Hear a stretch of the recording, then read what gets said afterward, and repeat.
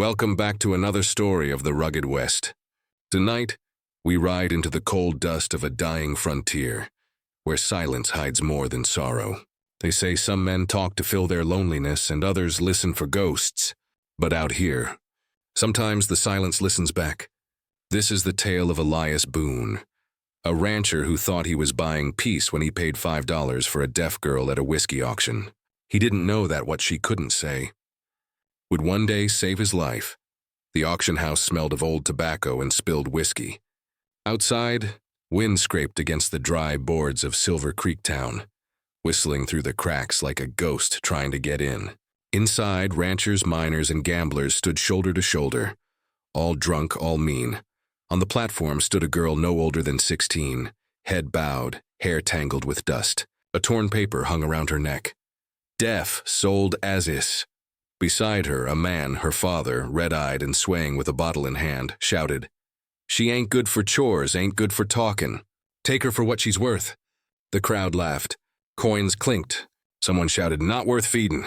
Elias Boone stood in the back, his hat low, hands in the pockets of his long coat.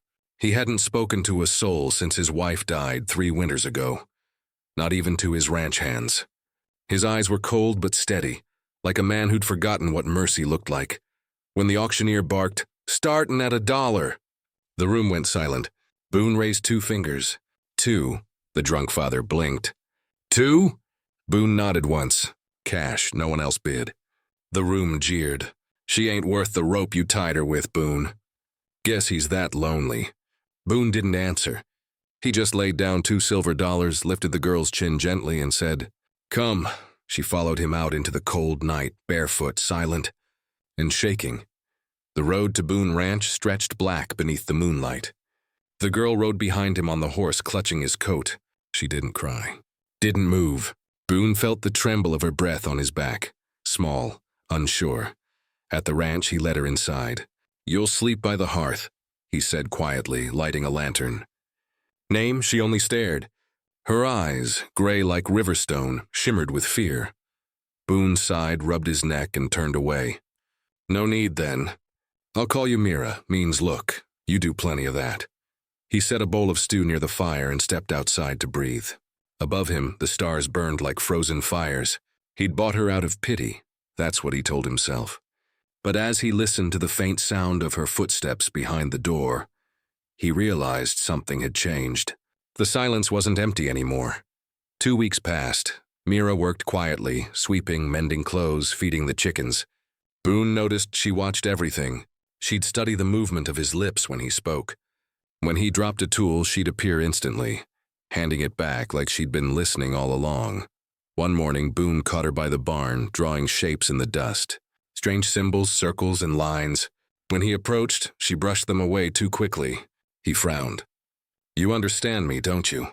She shook her head, too fast. Boone squinted. Something about her reaction didn't sit right. Later that night, as he sharpened his knife by the window, he saw her through the reflection. Mira, standing at the table, whispering to herself. Whispering. He froze. Her lips moved in a prayer, a language he didn't know, but the sound was there. She wasn't deaf. That night, Boone didn't sleep. Questions crawled in his head like snakes. Why had her father lied? Why pretend to be deaf? What was she hiding? Near dawn, Boone stepped outside, saw her sitting on the porch looking east, toward town. "Mira," he said softly. She turned, startled. "You can hear me." Her face went pale. Her hands trembled. Then she whispered, the first word he'd ever heard from her. "Please." "Don't tell." Boone stepped closer. "Why?" Tears filled her eyes. "They'll find me." And before Boone could ask who they were, a shadow moved along the ridge beyond the barn, a horseman watching from the fog. The morning wind carried something cold and sharp. It wasn't over. The fog came down from the ridge like a ghostly tide, rolling across Boone's land until even the barn vanished into the mist.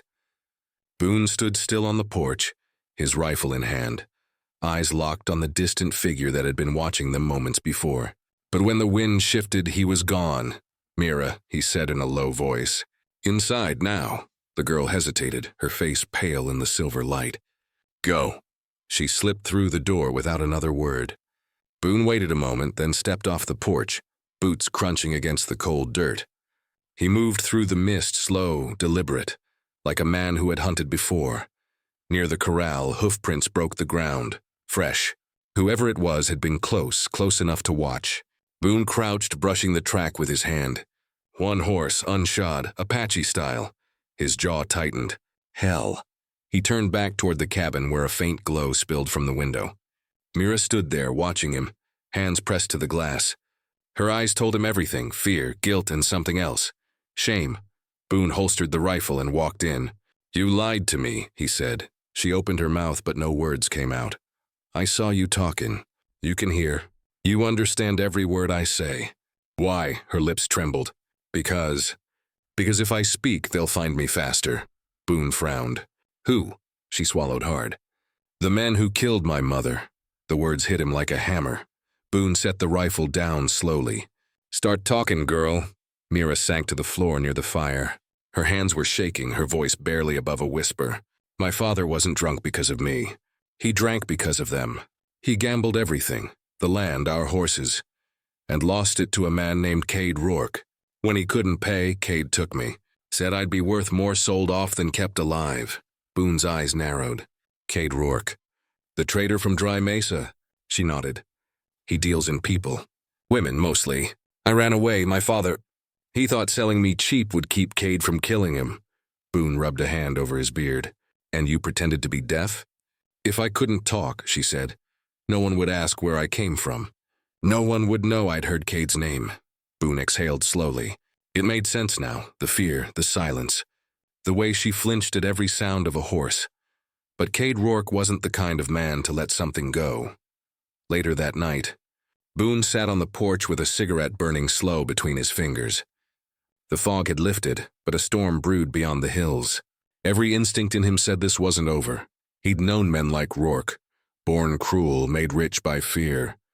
Boone had spent years trying to bury his past, to forget the violence he'd done during the border wars. But this was crawling right back into his life. Behind him, Mira stepped softly onto the porch. "You should rest," she said. Boone looked over, surprised to hear her voice, small, steady. "You're talking now?" She nodded faintly. "You bought my silence once. You don't have to keep it." Boone smirked, but his eyes stayed hard. "Ain't about the money?" She studied him for a long moment. "Then why did you buy me?" He looked out into the darkness. "'Cause no one else would." The next morning, Boone found the tracks again, this time near the creek. A fire had burned there recently, small but fresh. Someone was camping nearby. He saddled his horse and checked the rifle. Mira stepped out, worry written all over her face. "You're leaving. Gonna see who's sniffing around." "I'm coming with you." He shook his head.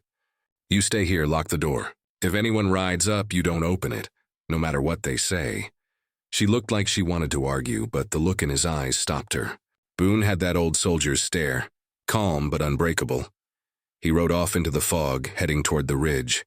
Hours passed before he found the camp, just ashes and hoof tracks now, leading west. But on a nearby rock, someone had carved a symbol, a snake coiled around a letter R. Boone's jaw tightened.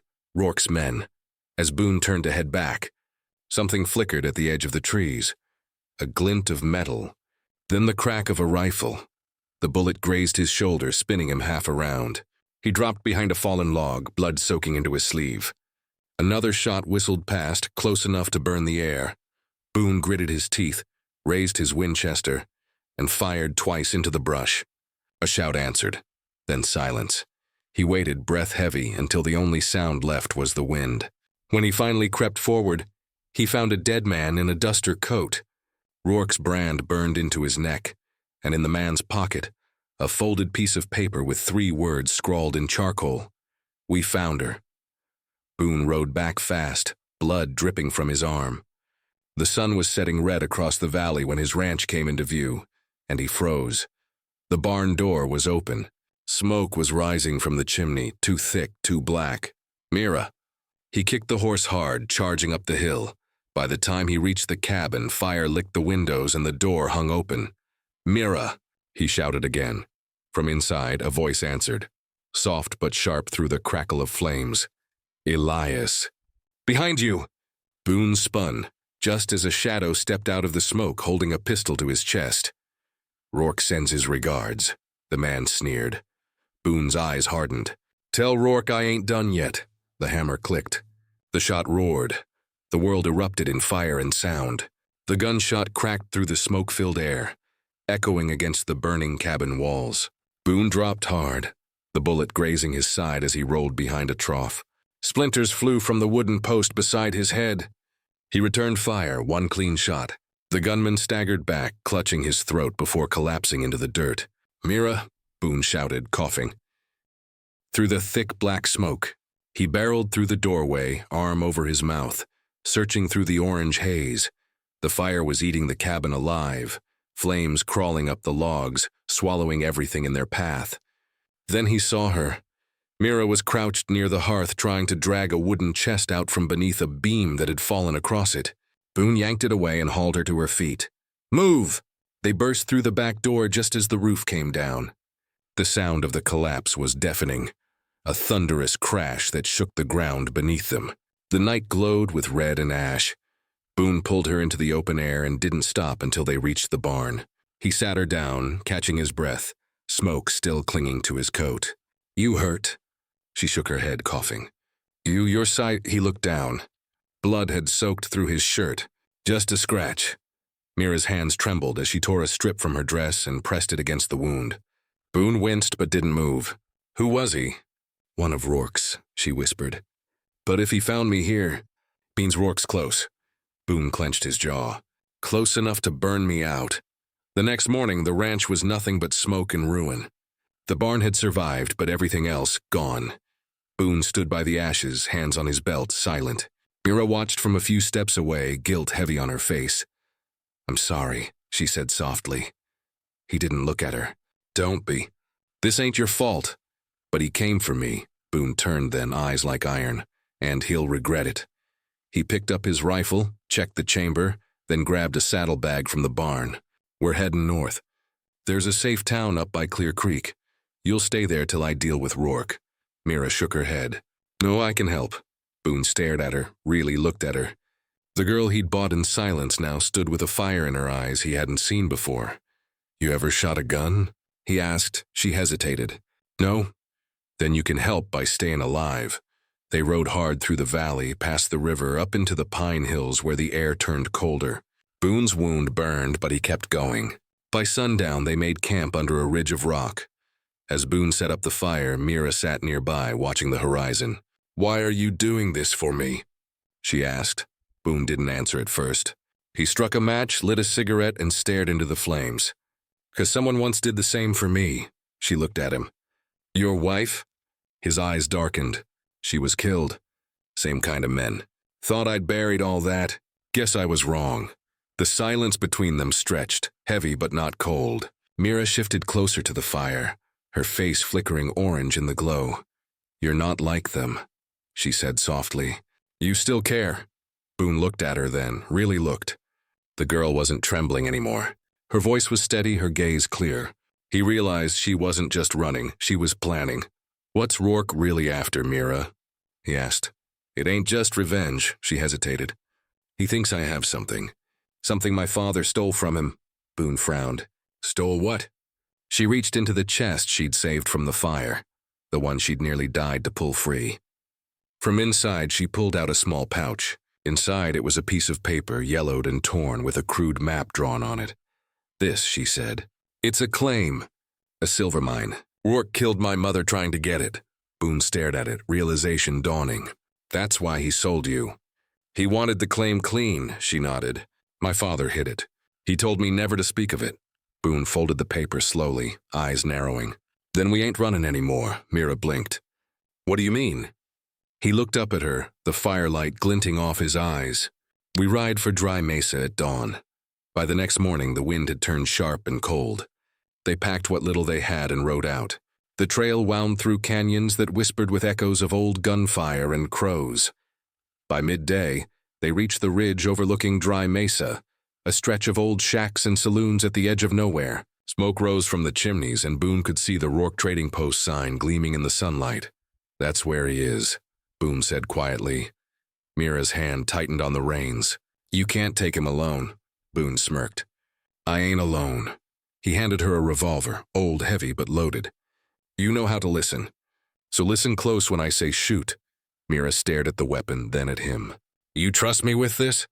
Boone gave her a small, grim smile. You've been hearing more than you let on since day one. Time to prove it. They rode down the hill together, dust rising behind them, the wind howling through the canyon like an omen. At the edge of town, Boone pulled up near an abandoned blacksmith's shed. He looked over at Mira. When we walk in there, he said, you stay behind me. Don't draw till I say, Mira nodded. And if you fall? Boone smirked. Then you shoot to kill. They stepped into Dry Mesa's main street, boots thudding against the dry earth. Heads turned. Doors creaked open. Somewhere down the road, a man leaned on a post watching them with a grin too sharp to be friendly. Rourke. He was tall, dressed in black with a scar running from ear to chin. His eyes flicked to Mira, and that grin widened. Well, I'll be damned, he said. The deaf little bird found herself a guardian. Boone stopped 10 paces away. You burned my home, Rourke shrugged. Collateral, Boone's hand hovered near his revolver. You came for her. Now you're looking at me. Rourke smiled, eyes cold. Then let's finish this. The street went dead silent. A wind carried dust across the ground. Every man in town knew what was coming. Rourke's fingers twitched toward his gun. Boone's hand moved faster. One shot cracked the air, loud, final. Rourke's hat flew off as he stumbled back, clutching his chest. His gun clattered to the dirt. Then from the rooftops came more, 3 rifles firing down at once. Boone grabbed Mira, pulling her behind a trough as bullets tore through the street. Go, he shouted. They ran through the alley as the gunfire roared. Boone fired back twice, hitting one of the riflemen. But a bullet grazed his leg and he fell to one knee. Mira turned back, firing her revolver for the first time. A perfect shot that dropped another man from the roof. Boone looked at her, blood running down his leg, and grinned through the pain. You ain't deaf, all right. They reached the end of the alley, smoke rising behind them.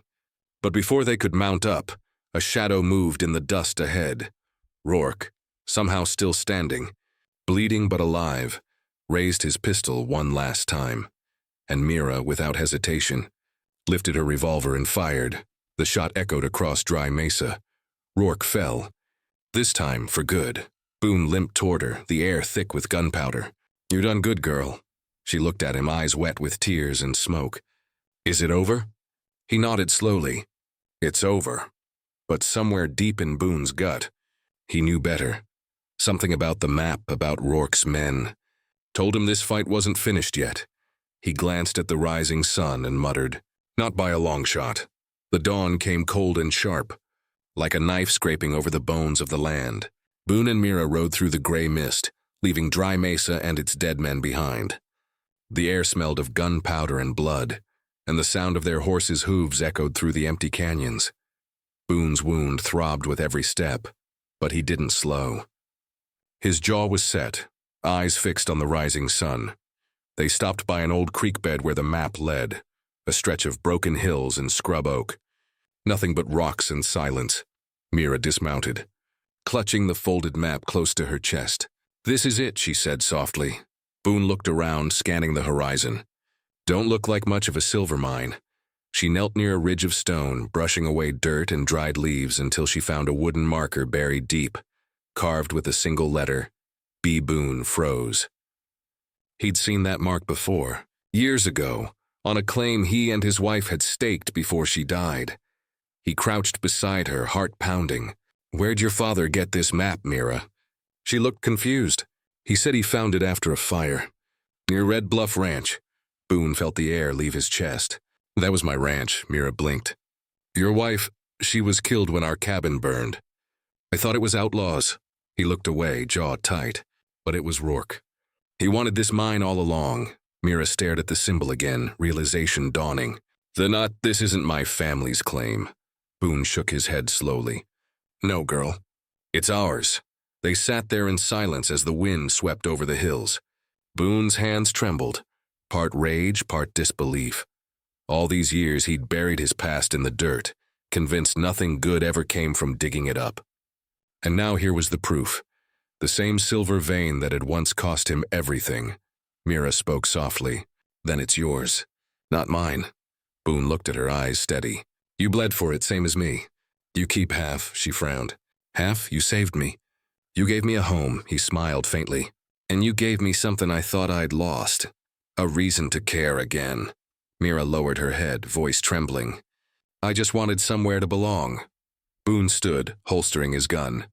Then you already found it. By noon they found the entrance in an old mine shaft hidden under years of rock and brush. Boone pried loose the boards with a crowbar, and the air that escaped smelled of dust and iron. Inside, the tunnel sloped downward, lit only by their lanterns. The walls shimmered faintly, streaks of silver glinting like veins under skin. This is it, Boone said, his voice echoing. Rourke burned my life for this hole in the ground. Mira touched the wall, her fingers tracing the glittering mineral. Then let's make sure it means something. But fate in the West never leaves debts unpaid. Before they could speak again, a distant echo reached them, the sound of hooves, then voices. Boone's face hardened. Rourke's men. Mira's eyes widened. How? He's dead. Dead men still have friends. Boone blew out the lantern. We'll make our stand here. They took cover behind a pile of old mine carts. The tunnel was narrow, 1 man wide at best. Boone counted the shadows outside. 4, maybe 5. When the first silhouette entered, Boone fired once. The echo was deafening in the confined space. Then chaos followed. Gunfire, dust, shouts bouncing off the walls. Mira crouched low, reloading, her hands steady despite the tremor in her breath. Boone took another shot, dropping a man who tried to flank them. Then a voice cut through the smoke. Boone! You can't kill the whole damn world. Boone recognized it. Clay Rourke, the dead man's younger brother. Meaner, smarter, and twice as ruthless. You think my brother died for nothing? Clay snarled. That silver belongs to us. Boone fired toward the sound. Come and take it, then. The gunfire resumed, flashes lighting up the tunnel like lightning. Boone felt a bullet tear through his shoulder, spinning him sideways. He gritted his teeth, raising his gun again. Then behind him, he heard Mira's voice. Strong, clear, no longer timid. Boone, duck! He dropped instinctively. Mira fired. The bullet hit Clay square in the chest. The man fell back, his gun clattering against the rocks, his last breath echoing through the mine before fading into silence. For a long time, there was only the crackle of dust and Boone's labored breathing. When it was over, Mira knelt beside him, her hands trembling as she pressed against his wound. You're losing blood. Boone laughed softly, a dry, weary sound. Ain't the first time. You can't keep fighting like this. He reached up, gripping her wrist gently. Maybe not. But now you can. They spent the night by the mouth of the mine, the fire crackling low. Boone's shoulder was wrapped in Mira's shawl, and the stars stretched wide above them. Mira stared into the flames. What will you do now? Boone looked toward the mine. Can't say I want the silver anymore. Brings nothing but ghosts, she nodded. Then we leave it. Boone smiled faintly. Leave it? Mira met his eyes. For someone else. Someone who needs a start. He watched her for a long time, pride softening the hard lines of his face. You got more heart than half the West, girl, she smiled. Not shyly, not nervously, but with quiet strength. Guess I learned from you. When dawn came, they saddled up again. The rising sun painted the hills gold, and the mine lay behind them, silent, untouched. Boone adjusted his hat, glancing over at Mira. So where to now? Mira smiled. Someplace where no one sold or burned or buried for silver. Boone chuckled, the sound low and warm. Reckon that sounds about right. They rode out together. The lonely rancher and the girl who once pretended to be deaf. 2 survivors carrying the weight of the past, but not chained to it. Behind them, the wind howled through the canyons, whispering their story across the wild frontier. And somewhere out there, in that endless western sky, the land itself seemed to whisper back, you're not alone anymore. If you loved this cinematic western story, full of grit, redemption, and heart, don't forget to like, share, and follow for the next tale from the wild frontier. Because out here, every lonely soul's got a story worth telling, and the West never forgets.